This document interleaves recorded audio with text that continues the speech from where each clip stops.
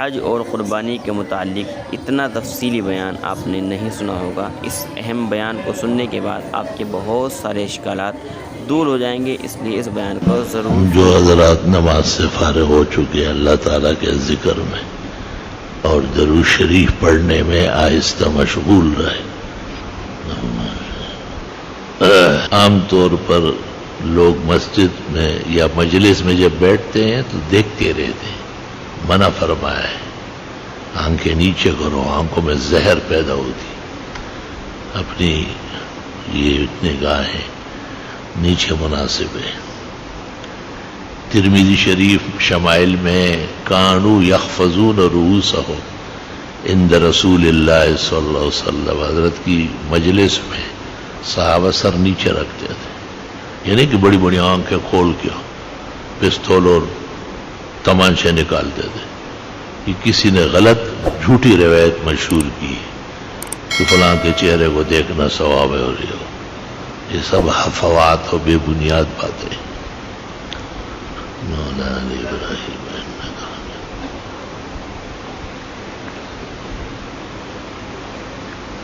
الحمدللہ رب العالمین وصلی اللہ وسلم علی رسولہ الکریم ونبیہ الامین وعلی آلہ واصحابہ اجمعین، اما بعد فاعوذ باللہ من الشیطان الرجیم، بسم اللہ الرحمن الرحیم، وَأَتِمُّوا الْحَجَّ وَالْعُمْرَةَ لِلَّهِ، وقال اللہ تعالی الحج اشہر معلومات، وقال اللہ تعالی وللہ علی الناس حج البیت من استطاع الیہ سبیلا، وقال اللہ تعالی لن ینال اللہ لحومها ولا دماؤها ولکن ینالہ التقوی منکم، کذالک سخرها لکم لتکبروا اللہ علی ما ہداکم وبشر المحسنین۔ اللہم صل وسلم علی النبی وعلی آلہ واصحابہ وبارک وسلم وسلم علیہ۔ اشہر حج ہے اور اشہر حج کا دوسرا مہینہ ہے، آج تقریباً نصف وہ بھی ہو گیا، شوال، ذی قعدہ، ذی الحجہ، یہ 3 مہینے اشہر حج ہے۔ اس میں اللہ کی ایک عظیم عبادت کعبۃ اللہ کی حاضری اور مزدلفہ اور وقوف عرفہ کے مناسک ادا کیے جاتے ہیں، جو مومن مسلم پر زندگی میں ایک مرتبہ فرض فرمایا ہے۔ اور حج کی تفصیلات، حج کے احکام اور مسائل بڑے مدلل بیان ہو چکے ہیں۔ حج کی 3 قسمیں ہیں، گھر سے اور میقات سے، باہر سے احرام باندھو صرف حج کا تو افراد ہے، اخیر تک پھر احرام میں رہے گا جب تک حج ہوا نہ ہو۔ بہت سارے ائمہ کے ہاں یہ افضل ہے۔ دوسرا یہ کہ گھر سے و وطن سے یا اپنے میقات سے احرام باندھو عمرے کا اور وہاں پہنچ کے پھر حج کر لو جب 8 ذی الحجہ ہو جائے، یہ تمتع ہے۔ عام طور پر عوام مسلمین کو اس میں سہولت ہوتی ہے، بعض ائمہ کے ہاں یہ افضل ہے۔ اور تیسرا حج یہ ہے کہ گھر سے یا وطن سے یا اپنے ایئرپورٹ سے یا اپنے میقات سے پہلے حج اور عمرے کا اکٹھے احرام باندھ دو، عمرے کے احکام ادا کر لو لیکن حلال نہ ہو اور احرام ہی میں رہو، کیونکہ احرام حج بھی موجود ہے، ایک احرام سے نکلے اور دوسرا باقی ہے، لہذا حاجی قارن درمیان میں حلال نہیں ہوگا. اور 10 ذی الحجہ کو وقوف عرفہ و مزدلفہ سے فارغ ہو کے جمرہ عقبہ کی رمی کر کے اور قربانیاں کر کے اس کے بعد سر کے بال لے لے گا اور سلے ہوئے کپڑے پہن لے گا, رنگ روغن لگا لے گا. حل له کل شیء الا النساء. چونکہ ایک رکن طواف زیارت باقی ہے, اس لیے تینوں قسم کے حاجی, قارن ہو یا متمتع ہو یا مفرد ہو, سب کچھ جائز ہو گیا احرام کھولنے کے بعد. لیکن اپنی بیوی کے ساتھ ہم بستری نہیں کرے گا جب تک کہ طواف زیارت جو حج کا تیسرا بڑا رکن اور فریضہ ہے وہ ادا نہ ہو جائے. حج افراد صرف حج کا احرام ہے. امام مالک کا خیال یہ تھا کہ یہ افضل ہے, اور امام شافعی اور احمد کے یہاں روایتیں تو 4 ہیں, لیکن راجح یہ کہ تمتع افضل ہے.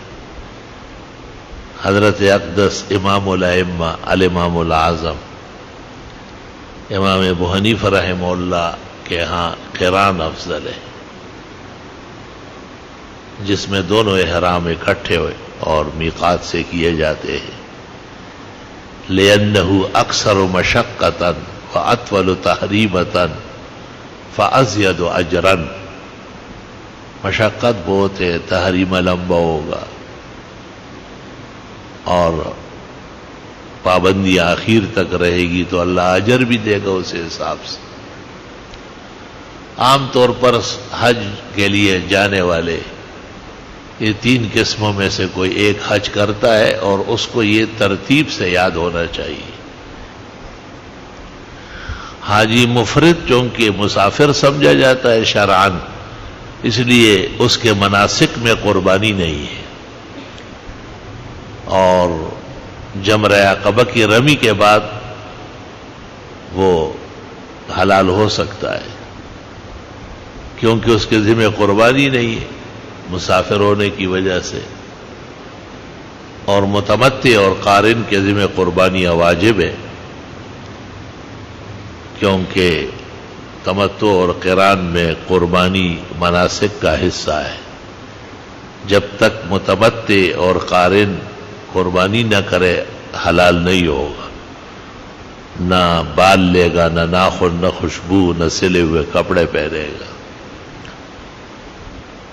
موجودہ زمانے میں قربانی بڑا مسئلہ ہے, اس لیے لوگ آخری فلائٹوں میں جانے کی کوشش کرتے ہیں اور حج افراد کرتے ہیں.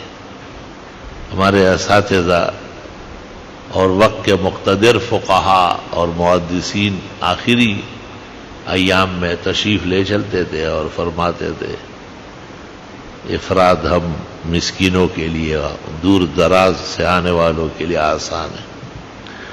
اگرچہ اسلامی حکومت ہے اور ان کا انتظام ہے قربانیوں کا, اور ان پر اعتماد شرعاً جائز ہے, جو وقت وہ دے بس اس کے 10 منٹ احتیاطاً 1 گھنٹے کے بعد آپ احرام کھولیں, آپ بری الذمہ ہے.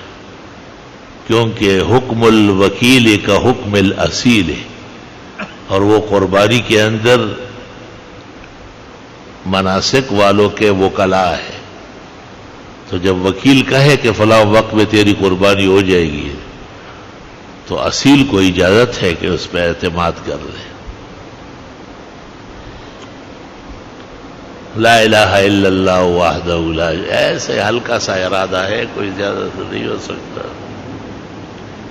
ایک خاص قسم کے ویزے لگتے ہیں, اس میں اللہ تعالیٰ آسان فرمائے تو حج بھی ہو جاتا ہے. آدمی امور کا ازدحام دیکھے اور گھر بار دیکھے, ادارے کے مقتضیات دیکھے, تو گیٹ سے باہر قدم بھی نہیں رکھ سکے گا. یہ تو آنکھیں بند کرنی پڑتی ہے, اور کاموں میں الاہم فالاہم کا خیال رکھا جاتا ہے. اس لیے حج ہو یا عمرہ, مسنون بڑی دعاؤں میں سے 2 اساسی حیثیت رکھتی ہے. اللہم یسر ہو و تقبل ہو, یا اللہ آسان فرما اور قبول فرما. آسانی میں محدثین کہتے کل کائنات آ گیا، کو پوری دنیا آ گئی، گھر سے نکلنا مشکل ہے، بال بچوں کو چھوڑنا مشکل ہے، کام کاج حوالے کرنا مشکل ہے، دوسرے آدمی پر پورا اعتماد کر رہا ہے، بابا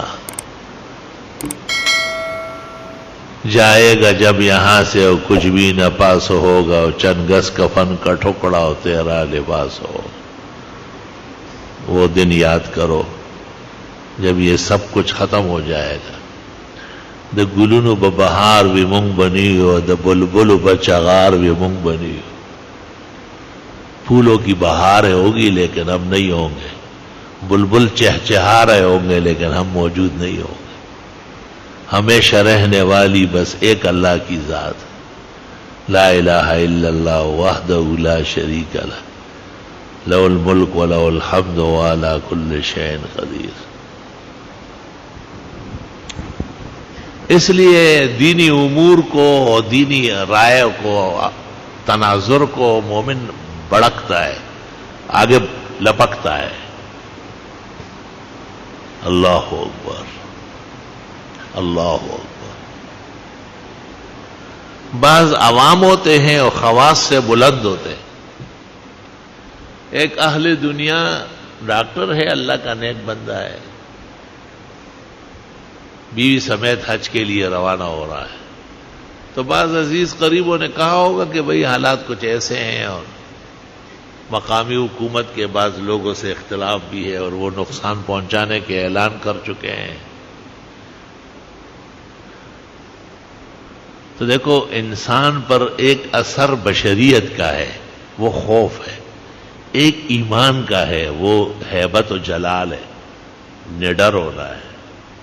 تو وہ جواب دیتے ہیں کہ وہ ابراہیم علیہ السلام اور اسماعیل علیہ السلام اور ہاجر جب آ رہے تھے، ان کو بھی روکنے کے لیے شیطان ظاہر ہوا تھا، جن کو جھک کر کے حضرت نے پتھر مارے، بی بی نے مارے، اسماعیل نے مارے۔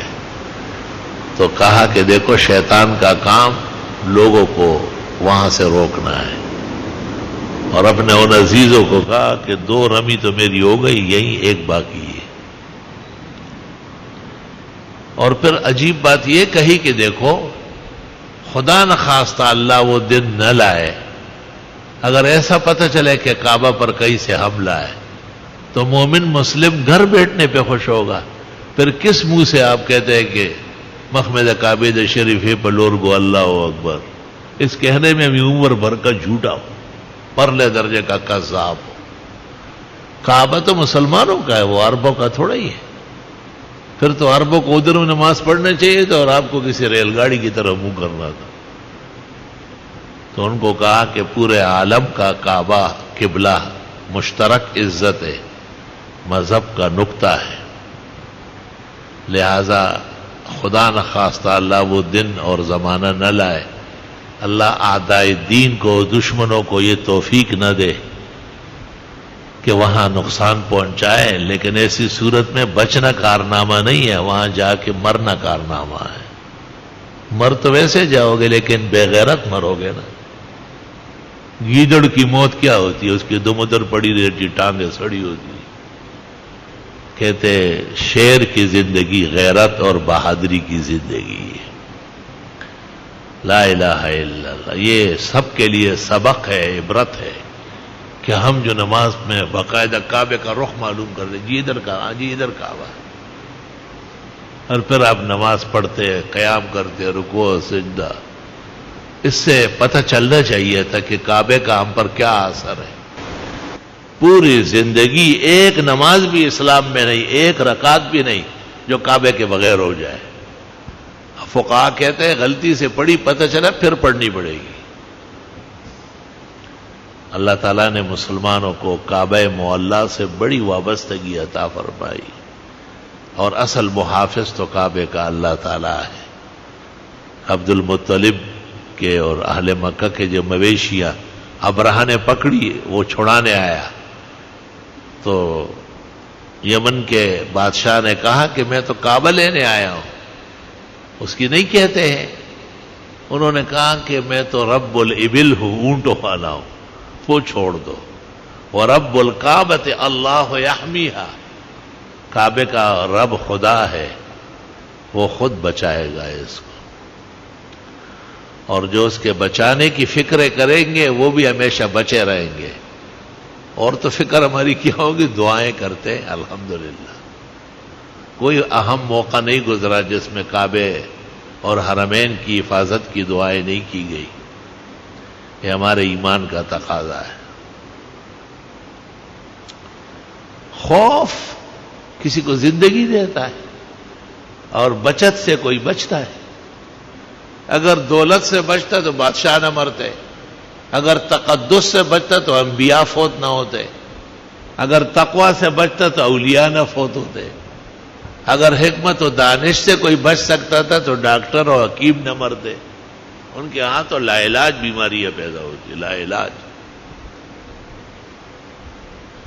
موت کا ایک دن معین ہے اور نیند کے اور رات بھر نہیں آتی۔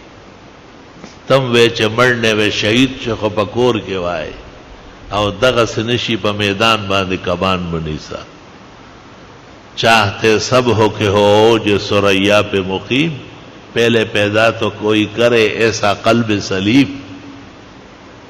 لا الہ الا اللہ وحدہ لا شریک لہ۔ مسلمانوں پر کعبہ معلیٰ، حرمین شریفین، اس سرزمین بلکہ اس خادم حکومت کا بے انتہا حق ہے کہ ان کی مدد کرے، ان کی حمایت کرے، ان کے خلاف پراپیگنڈے نہ کرے، پراپیگنڈے والوں کو منہ دوسری طرف موڑ دے، اور اللہ سے خصوصی نصرت اور حفاظت ان کے لیے مانگے۔ امام العصر، المحدث الکبیر والفقی علی الاطلاق، آیت من آیات اللہ، حضرت مولانا محمد انور شاہ صاحب نے خاتم النبیین میں لکھا ہے کہ دو عقیدے ایسے ہیں جس سے اسلام ہمیشہ ہوگا، زندہ رہے گا۔ ایک کعبہ معلیٰ کا وجود محفوظ اور باقی، اور دوسرا عقیدہ ختم نبوت۔ یہ دو اساس ہے بقائے اسلام کے۔ جب تک مسلمانوں میں یہ عقیدہ ہے کہ ہمارے پیغمبر آخر الانبیاء ہے، خاتم الانبیاء والرسل ہے، آپ کے بعد کوئی نئے نبی، نئے رسول کسی رویے و فکر سے بھی نہیں آئے گا۔ وہ ایک پہلے کا جا چکا ہے، اس کو اجازت ملی ہے، عیسیٰ مسیح آئیں گے، ان کا تواتر سے ثبوت ہے، باقی کوئی اور نہیں آ سکتا۔ نبوت پہ محمد باندھ تمام شو، نشتہ پسل محمد انبیاء، رحمان بابا رحمت اللہ علیہ فرماتے ہیں۔ اور کعبہ معلیٰ، کعبہ محترمہ، ان اول بیت وضع للناس للذی ببکۃ مبارکہ وہدی للعالمین، برکت بھی وہی سے ہے، ہدایت بھی وہی سے ہے کائنات کے لیے۔ فیہ آیات بینات مقام ابراہیم ومن دخلہ کان آمنا، وہاں سے تو امن ملتا ہے۔ علماء کہتے ہیں جو وہاں آتا جاتا ہے اللہ جہنم سے بچائے گا اس کو۔ ایک روایت میں ہے کہ کعبے کا وارد اور جہنم کا وارد ایک نہیں ہوگا۔ جب یہ کعبہ آتا جاتا ہے اخلاص سے، ایمان سے، تو اللہ اس کا ورود جہنم سے دور رکھے گا، یعنی دخول۔ اسی مقصد کے لیے مشقتیں کی جاتی ہے۔ چوں کعبہ قبلہ حاجات سودز دیار بعید، روند خلق بدیدارش از بسے فرسک، دور دور سے اللہ کے بندے جاتے پیش ہوتے ہیں۔ وَأَذِّنْ فِي النَّاسِ بِالْحَجِّ یَأْتُوکَ رِجَالًا، پیادہ لوگ آئیں گے۔ وَعَلَىٰ كُلِّ ضَامِرٍ یَأْتِینَ مِنْ كُلِّ فَجٍّ عَمِیقٍ، دور اور دراز ملکوں سے اونٹ اور سواریاں، جہاز اور انداز تکھا کر کے پہنچیں گے، لِيَشْهَدُوا مَنَافِعَ لَهُمْ، تاکہ اپنے فائدوں کے لیے آئے، آخرت کا فائدہ، ایمان کا فائدہ ہے، استقامت کا فائدہ ہے۔ وَيَذْكُرُ اسْمَ اللَّهِ فِي أَيَّامٍ مَّعْلُومَاتٍ عَلَىٰ مَا رَزَقَهُم مِّن بَهِیمَةِ الْأَنْعَامِ فَكُلُوا مِنْهَا وَأَطْعِمُوا الْبَائِسَ الْفَقِیرَ۔ لا الہ الا اللہ وحدہ لا شریک لہ لہ الملک ولہ الحمد وهو علی کل شیء قدیر۔ اللہ تعالیٰ خیر و عافیت سے، ایمان کے ساتھ، حسنات کی توفیق کے ساتھ بار بار نصیب فرمائے۔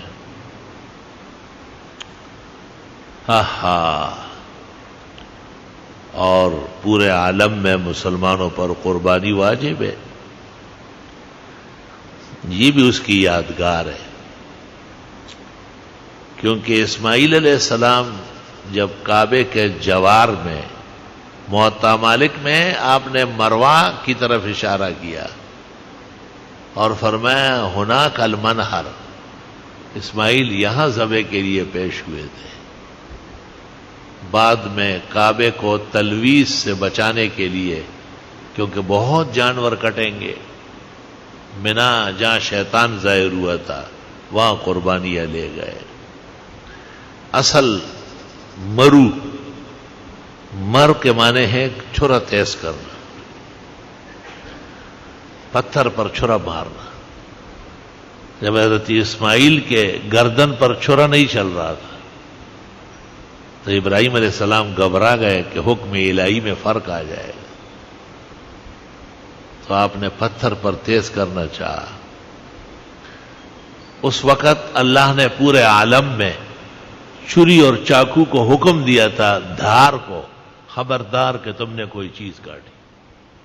اللہ کا حکم ایسے زبردست ہے۔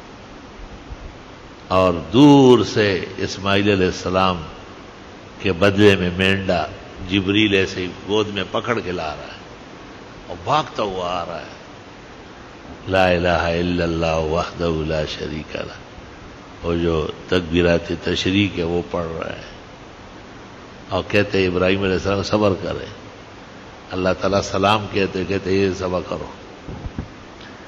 جب حضرت اسماعیل کو پتہ چلا وہ نیچے سے اٹھ کے کھڑے ہو گئے تو کہا للہ اللہ اکبر وللہ الحمد۔ یہ جو تکبیرات تشریق 9 ذی الحج کی فجر سے شروع ہوتی ہے، اللہ اکبر لا الہ الا اللہ اکبر وللہ الحمد، اور 13 ذی الحج کی عصر کو 23 نمازوں میں پڑھی جاتی ہے۔ یہ وہی یادگار ہے، جبریل، اسماعیل، ابراہیم علیہ السلام تینوں کے مشترک کلمات سے بنا ہے۔ اس لیے فقہا کہتے ہیں کہ تکبیرات تشریق پڑھنا واجب ہے، مرد اونچی آواز سے پڑھے اور خواتین آہستہ پڑھے۔ صاحبین کے قول پر فتویٰ دیا ہے، اپنی جماعت کے بعد بھی پڑھیں گے اور انفرادی فرض جو پڑھ لے اس کے اوپر بھی واجب ہے کہ پڑھ لے، اور کہتے پڑھنا بھی واجب ہے اور مرد کے لیے اونچا پڑھنا بھی واجب ہے۔ ففیہ واجبان، 2 واجب ہے، قراءتها والجہر بہا، تجرید، شرح قدوری وغیرہ۔ اللہ اکبر کبیرہ۔ تو یہ جو حج کا رسم ہے اور رکن اعظم ہے، یہ تو ہر جگہ نہیں ہو سکتا۔ علماء نے لکھا ہوا تعریف لیس بشیء، بعض لوگ جیسے وہاں حجاج عرفات میں وقوف کرتے ہیں، جبل رحمت پہ چڑھنے کی کوشش کرتے ہیں، دعا مانگتے ہیں، تو اپنے اپنے علاقوں میں چھتوں پہ چڑھتے ہیں، پہاڑوں پہ چڑھتے ہیں، دعا مانگتے ہیں۔ اس کو کہتے ہیں مشابہت بالنساکین والواقفین بموقف العرفہ، ان لم تکونوا منہم فتشبہوا لأن التشبہ بالکرام فلاح۔ لیکن فقہاء نے منع کیا کہ یہ کہیں نقل اتارنا نہ ہو، کہیں تمسخر نہ ہو، استہزاء نہ ہو، اس کی ضرورت نہیں ہے۔ اللہ آپ کو توفیق دے گا، خود چلے جاؤ گے، وقوف عرفہ کر لو گے۔ دیدن دے حج مخد مکہ دا عرفات بڑے رئی سوال ورتکو، خاص دعاؤں کی جگہ ہے عرفات۔ اللہ ایمان کے ساتھ، صحت کے ساتھ، توفیق حسنات کے ساتھ نصیب فرمائے۔ لا الہ الا اللہ وحدہ لا شریک۔ اس کی یادگار میں پورے عالم میں، شرق اور غرب میں، عرب و عجم میں اس وقت سے لے کے الی یوم القیامہ عاقل بالغ مسلم مومن پر صاحب توفیق پر ایک قربانی واجب ہو جاتی ہے جب وہ ایام آتے ہیں، خواہ یہ بکرا ہو، مینڈا ہو، گائے کا کوئی حصہ ہو، یا اونٹ کا یا بھینس کا۔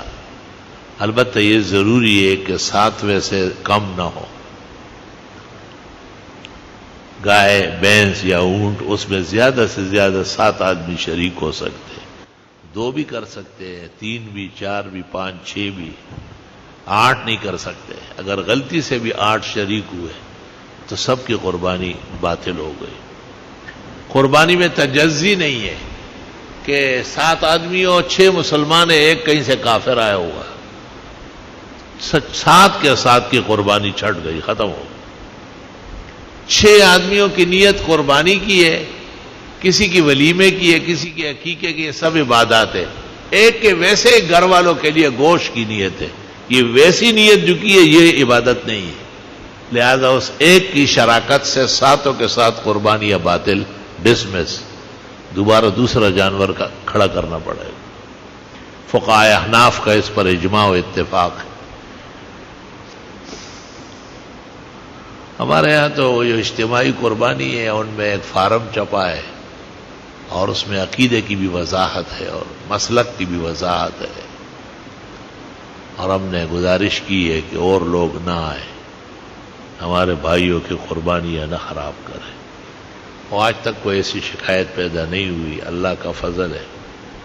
دودھ کا دودھ، پانی کا پانی چلتا ہے، گڑ گڑ گڑ گڑ گڑ گڑ گڑ سے کام نہیں چلتا، صاف ستھرا عقیدہ ڈنکے کی چوٹ بتانا پڑتا ہے۔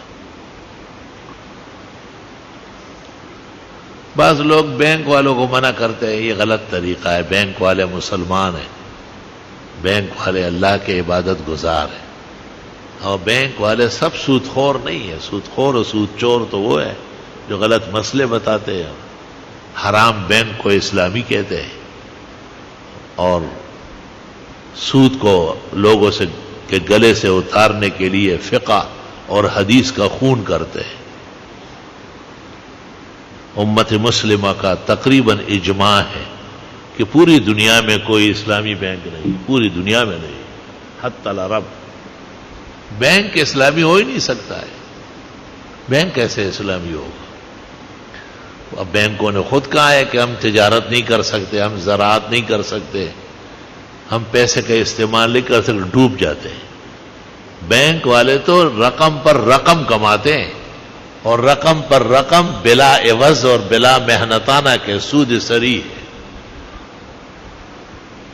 اور اس میں 15ویں صدی میں اہل حق مبتلا ہو گئے، وہ بھی دجل اور فریب کے شکار ہیں، اور لوگوں کو غلط رہنمائی کرتے ہیں، ان کو گمراہ کر رہا ہے۔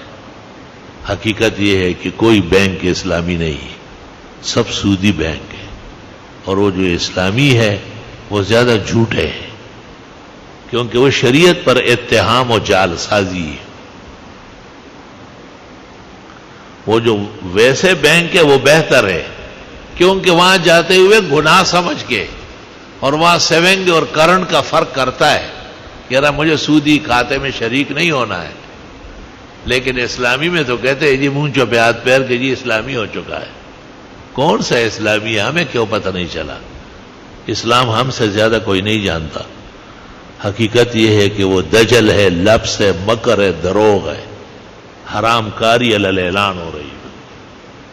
فإلی اللہ المشتکا۔ چونکہ یہ مسئلہ تحریراً آ چکا ہے، ایشیا کا مقتدر ادارہ جامعہ اسلامیہ بنوری ٹاؤن، انہوں نے کتاب نکالی ہے اور لکھا ہے کہ یہ اسلامی بینک نہیں ہے، اور اسلامی بینکاری غلط، جھوٹ، فریب ہے۔ اور مولانا سلیم اللہ بینکروں کا استاد اور شیخ ہے، اور وہ بھی اس کو حرام ناجائز سمجھتے ہیں۔ ہمارے یہاں سے بھی وہ پمفلٹ بھی نکلا ہے جو پہلے دن شاید جمع ہوئے علماء 400، اور انہوں نے لکھ کے دیا ہے کہ یہ جو اسلامی کہا جاتا ہے یہ اسلامی نہ ہو سکا، یہ بددستور سودی اور حرام بینک ہے، لہذا اس سے بچنا فرض ہے۔ وہ ایک صفحے میں ہے، یہاں کئی دفعہ بٹائے، جن کو نہیں ملا ہے وہاں سامنے ساتھی بیٹھے ان سے لے لیں۔ اس کے بعد ہماری تحقیق مزید بڑی، الاحسن میں 10 قسطیں میں نے اس پر لکھی، علماء دین کو دعوت فکر دی، گزارش کی کہ توبہ کرو، استغفار کرو، پیچھے ہٹو، آخرت کا خیال کرو، غلط بیانی مت کرو، صرف اپنا نام نہ بیچو اور اپنے ہیبت سے بلا وجہ ڈرانے کی کوشش نہ کرو۔ ڈول جب بجتا ہے آواز دور تک جاتی ہے، اندر کچھ بھی نہیں ہوتا۔ اگر اس میں کوئی اسلام کی بو بھی ہوتی نا تو ہمیں حق ہے کہ ہم لوگوں سے کہے کم از کم وہ سری بینکوں سے تو بچو، یہاں آؤ، لیکن ہمیں پتہ ہے کہ ایمان ان کا ان بینکوں میں جائے گا، اس میں تو آج تک بچا چکے ہیں۔ اللہ اکبر و کبیر۔ بہرحال بینک کے لوگ جو مزدوری کرتے ہیں، نوکریاں کرتے ہیں، تو ان کو بینک سے نکالنے کا کوئی فتویٰ صحیح نہیں ہے۔ وہ بینک سے نکلیں گے تو یہود، نصارہ، مرزائی، قادیانی بیٹھیں گے اور وہ مسلمانوں کو جھاڑو ہاتھ میں دے دیں گے کہ آپ لائنیں صاف کریں، جھاڑو لگائے۔ اس لیے بینکوں میں لوگ رہے اور وہ اس ایمان اور اس جذبے کے ساتھ کہ اگر مجھے صلاحیت ملی تو میں متبادل نظام بناؤں گا، اور اگر اللہ تعالیٰ نے غیر مکروہ نوکری عطا کی تو وہاں جاؤں گا۔ لوگوں نے لوگوں کے غلط فتووں میں آ کے بینک چھوڑے، پھر اتنی بڑی تنخواہ کہیں نہیں تھی، پاگل ہو گئے سارے۔ 10-12 پاگلوں کو تو میں جانتا ہوں۔ کوئی ادھر جا کے کھڑا ہوتا ہو، کہاں جا رہے ہو؟ یہ جگہ ہے۔ اچھا جی۔ میں نے کہا مجھ سے پوچھے بغیر کیوں چھوڑ رہے تھے؟ وہاں سے 1.5 لاکھ مل رہے تھے، اب 15,000 پہ کام کر رہا۔ کوئی جوڑ ہے دونوں باتوں میں؟ لوگوں کا ایمان اتنا مضبوط کہاں ہے؟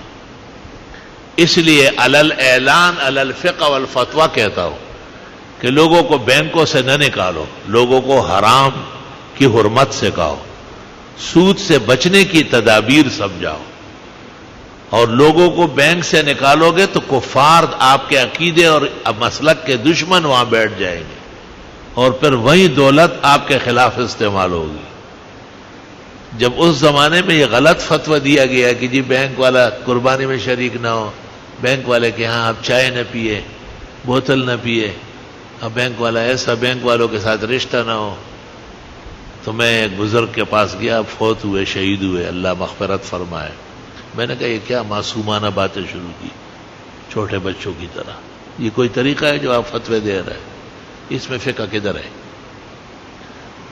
انہوں نے کہا آپ اپنی تقریر پوری کریں۔ میں نے 10 منٹ تقریر کی، انہوں نے کہا یہ بالکل صحیح ہے جو آپ کہہ رہے ہیں، لیکن ہم بہت دور جا چکے ہیں۔ میں نے کہا جہاں بھی جا چکے ہیں غلط جا چکے ہیں، اور لوگوں کو بینکوں سے نہ نکالا کرو، لوگ پاگل ہو جائیں گے، ساتھ دیوانے ہو جائیں گے، اور بینک جو ہے وہ غلط لوگوں کے ہاتھوں میں آ جائے گی۔ اس میں کیا ہے؟ ایک ماہنامہ میرے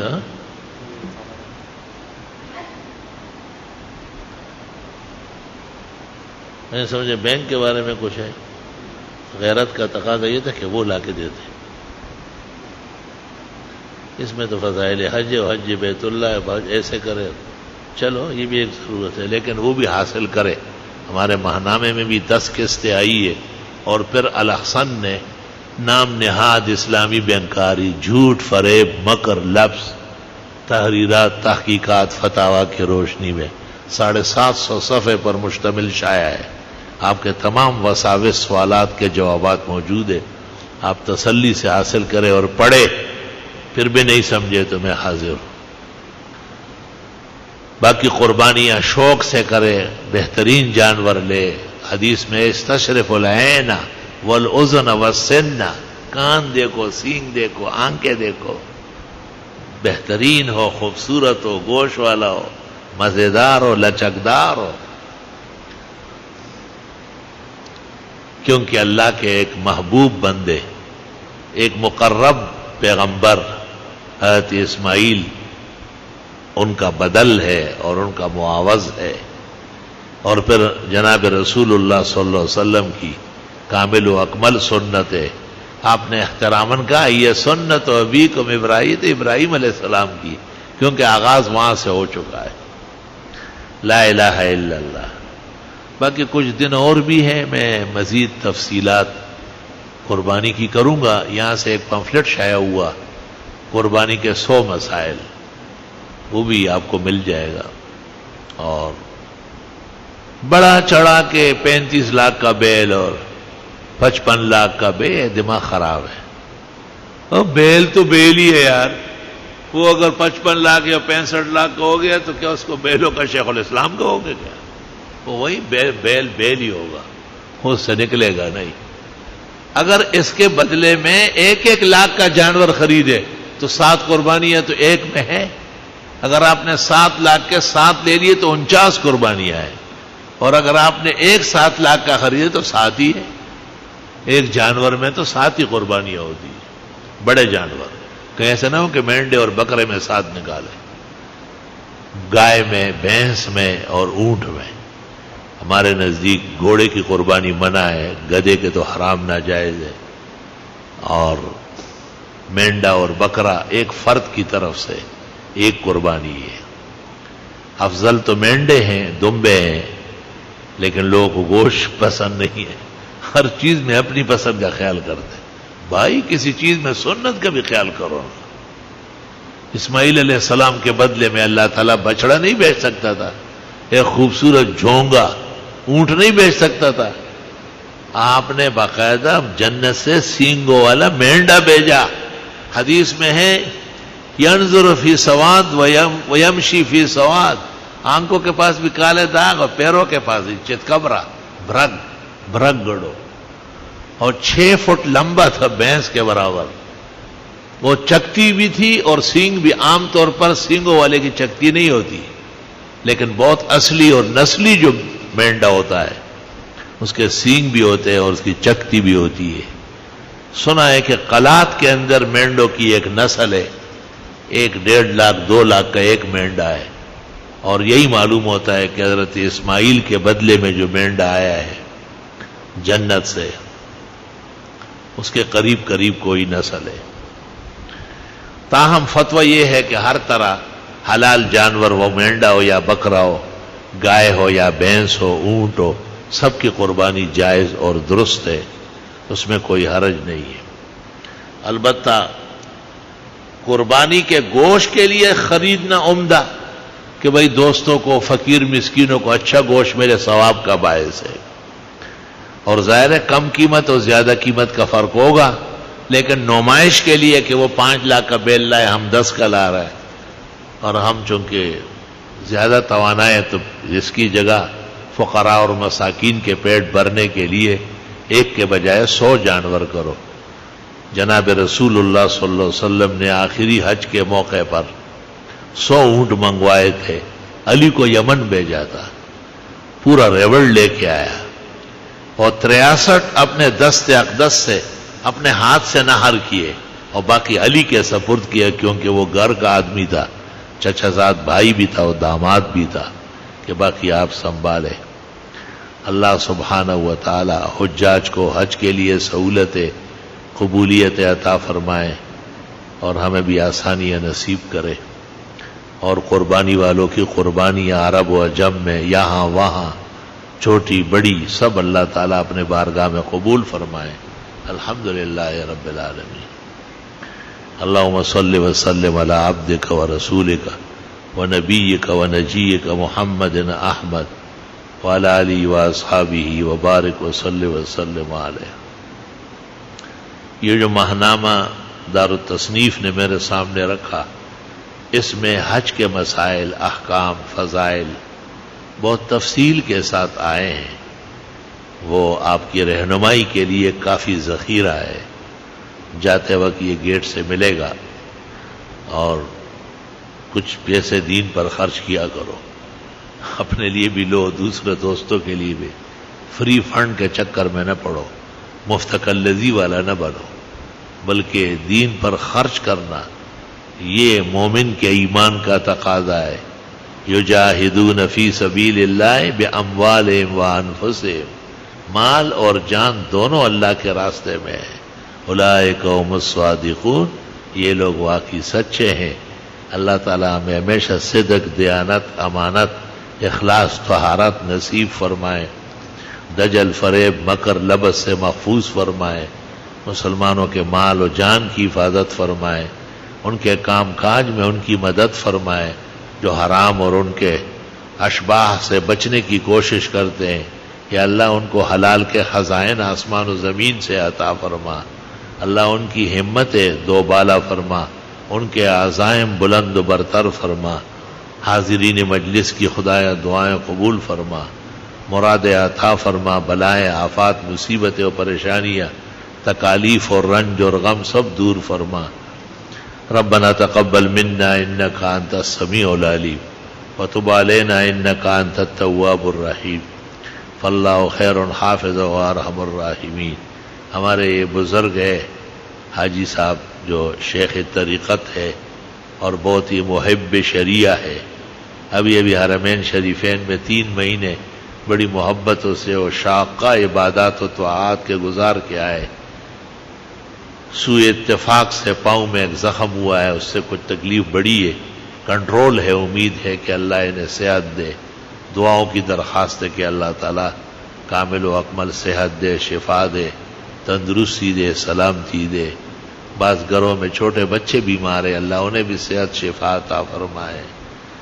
بعض اور لوگ بھی ہیں جو دعاؤں کی درخواست کرتے ہیں، کئی رنج و غم ہے، کئی کاروبار کی دقت ہے، کئی رشتوں کی پریشانی ہے، کئی لوگوں پر کئی لوگ مسلط ہے، یا اللہ انہیں اپنی ہستی قائم کرنے کی توفیق دے، انہیں حریت اور آزادی کے ساتھ شان انسانیت و عبدیت نصیب فرما۔ یا عجز اور فقیر بھی کچھ چمکتا دمکتا ہے، کہیں نہ کہیں کچھ بیماری سر اٹھا لیتی ہے، خداوند تعالیٰ اپنی بارگاہ عالی سے صحت کاملہ، شفا عاجلہ، تندرستی اور سلامتی عطا فرمائے۔ عزیز محمد انور شاہ کو اور احسن کو اور دیگر مقامات اللہ بلند فرمائے۔ جتنے رفقائے احبائے اخلاء اللہ تعالیٰ سب کے ساتھ احسان فرمائے، اللہ تعالیٰ سب کی دعائیں قبول فرمائے۔ اور باہر ملکوں میں بعض مخلصین بیمار ہے، اس درس کو سننے کے لیے 75 ممالک میں لوگ متوجہ رہتے ہیں، اللہ تعالیٰ ان سب کی دعا قبول فرمائے اور ان سب کو ہر طرح کے حرام گناہ سے محفوظ فرمائے اور انہیں حلال رزق کے خزانے آسمان و زمین سے نصیب فرمائے۔ حرمین شریفین کی اللہ حفاظت فرمائے، حج اور دیگر مناسک خیر سے، عافیت سے، حفاظت سے پہلے سے لاکھ درجے بڑھ کر خوشیوں سے اللہ مکمل فرمائے۔ حجاج اور معتمرین، زائرین اور طوافین، سفر کرنے والے، آنے جانے والے اللہ بخیر رکھے، بعافیت رکھے۔ حرمین میں بھی، عرفہ میں بھی، مزدلفہ میں بھی، منا میں بھی، رمی الجمرات میں بھی، طواف زیارت میں بھی، وداع میں بھی، مدینے کے راستوں میں بھی، راہ گزر میں بھی اللہ امن کا نزول فرمائے، سلامتی اور حفاظت کا نزول فرمائے۔ وہاں کے خادم حکومت کو خوب توانائی عطا فرمائے، حسن تدبر نصیب فرمائے اور ان پر اعتماد کرنے والوں کو سر بلند فرمائے، انہیں چھیڑنے والوں، تنگ کرنے والوں کو صفحہ ہستی سے مٹا لے اور انہیں پر اللہ تعالیٰ اپنا قہر و عذاب نازل فرمائے، کعبے کی برکت و حرمت کے قیام و دوام کے لیے۔ وصلی اللہ تعالیٰ علی خیر خلقہ محمد وآلہ واصحابہ اجمعین برحمتک یا ارحم۔ السلام علیکم ورحمۃ اللہ وبرکاتہ۔ محترم ناظرین اکرام، مفتی ظفر علی خان صاحب کی ویڈیو دیکھنے کے لیے اور سننے کے لیے، ان کے بیانات کو سننے کے لیے ہمارے چینل کو سبسکرائب ضرور کر لیں۔